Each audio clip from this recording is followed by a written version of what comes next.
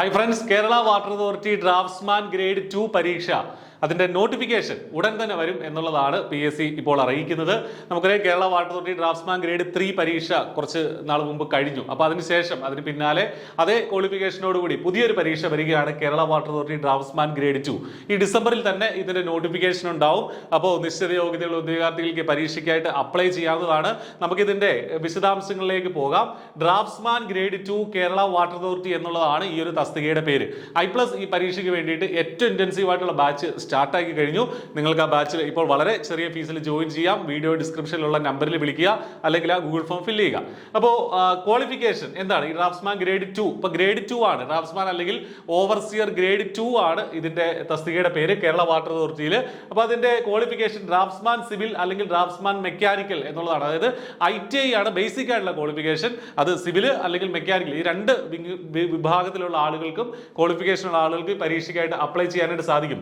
ഏറ്റവും പ്രധാനപ്പെട്ട ഒരു കാര്യം, കഴിഞ്ഞ തവണ നോട്ടിഫിക്കേഷൻ 2020 വന്നത്. 2021 പരീക്ഷ നടന്നു. 22 റാങ്ക് ലിസ്റ്റ് വന്നു. 25 റാങ്ക് ലിസ്റ്റ് എക്സ്പയർ ആയി. ഈ റാങ്ക് ലിസ്റ്റ് ഓൾറെഡി എക്സ്പയർഡ് ആയി. അതിൽ നിന്ന് എത്ര പേർക്കാണ് നിയമനം കിട്ടിയെന്ന് അറിയാമോ? 503 പേർക്കാണ് ഈ പരീക്ഷയിൽ നിയമനം കിട്ടിയത്. 17 വേക്കൻസികൾ മാത്രമായിരുന്നു നോട്ടിഫിക്കേഷൻ ഉണ്ടായിരുന്നത്. 503 പേർക്ക് ഈ പരീക്ഷ വരി ഈ ഒരു തസ്തികയിലേക്ക് നിയമനം കിട്ടി. തീർച്ചയായിട്ടും നിങ്ങൾക്കും ഇനി ഇതിന്റെ അടുത്ത പരീക്ഷയ്ക്ക് ഇതേപോലുള്ള വേക്കൻസികൾ വന്ന് നിങ്ങൾക്കും സർക്കാർ സർവീസിലേക്ക് എത്താനുള്ള ഒരു ഗോൾഡൻ ഓപ്പർച്യൂണിറ്റി തന്നെയാണ് എന്ന് മനസ്സിലാക്കുക. ഇനി എന്താണ് ഈ പരീക്ഷയ്ക്ക് വേണ്ടിയിട്ട് പഠിക്കേണ്ടത്? എന്താണ് സിലബസ്? ബേസിക് ആയിട്ട് നിമി ബേസ്ഡ് ആയിട്ടുള്ള ഒരു സിലബസ് തന്നെയാണ്. മെക്കാനിക്കലിന്റെ സിവിലിന്റെ ടോപ്പിക്കുകളും മെക്കാനിക്കലിന്റെ ടോപ്പിക്കുകളും നമുക്ക് ഈ പരീക്ഷയ്ക്ക് വേണ്ടിയിട്ട് പഠിക്കേണ്ടതായിട്ടുണ്ട്. ഇത് ടെൻറ്റേറ്റീവ് ആയിട്ടുള്ള സിലബസ് ആണ്. കഴിഞ്ഞ തവണ ഡീറ്റെയിൽഡ് ആയിട്ടുള്ള സിലബസ് ഉണ്ടായിരുന്നില്ല. പക്ഷേ നമുക്ക് ഇത്തവണ ഇത് ഗ്രേഡ് 3യുടെ സിലബസിനോട് ചേർത്ത് വെച്ചിട്ട് നമുക്ക് ഈ ഒരു സിലബസ് പറയാൻ സാധിക്കും. ഇപ്പോൾ basic engineering drawing, units and mensuration, AutoCAD, surveying, building materials and construction, building drawing and estimation, hydraulics and irrigation. ഇത് സിവിൽ ഡ്രാഫ്റ്റ്സ്മാൻ സിവിലുമായി ബന്ധപ്പെട്ട് കുട്ടികൾ പഠിക്കുന്ന സിലബസ് തന്നെയാണ്.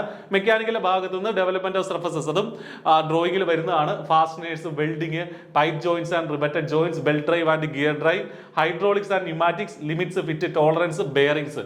ഇത്രയും കാര്യങ്ങളാണ് നമുക്ക് ബേസിക് ആയിട്ട് ഈ പരീക്ഷയ്ക്ക് വേണ്ടിയിട്ട് പഠിക്കാനുള്ളത്. I+ ഈ ഭാഗങ്ങളെല്ലാം കവർ ചെയ്തിട്ടുള്ള PYQ ഡിസ്കഷൻസ് ഉൾപ്പെടെയുള്ള ഏറ്റവും ഇന്റൻസീവ് ആയിട്ടുള്ള കോച്ചിങ് നിങ്ങൾക്കായിട്ട് പ്രൊവൈഡ് ചെയ്യുന്നുണ്ട്. I+ന്റെ കോഴ്സിൽ നിങ്ങൾക്ക് ഇപ്പോൾ ഏർലി ബേർഡ് ഓഫറോടുകൂടി, ക്രിസ്മസ് ഓഫറോടുകൂടി തന്നെ ജോയിൻ ചെയ്യാനായിട്ട് സാധിക്കും. ഹൈ ക്വാളിറ്റി ക്ലാസ്സുകളും നോട്ടുകളും ഒക്കെ നമ്മുടെ പ്രത്യേകതയാണ്. സിലബസ് ഫുള്ള് കവർ ചെയ്യുന്ന രീതിയിൽ ഓരോ മൊഡ്യൂളിന്റെ MCQ ഡിസ്കഷനും ടോപ്പിക്കിന്റെ ടെസ്റ്റുകളും ഫുൾ ലെങ്ത് ടെസ്റ്റുകളും ഒക്കെ നമ്മുടെ പ്രത്യേകതയാണ്.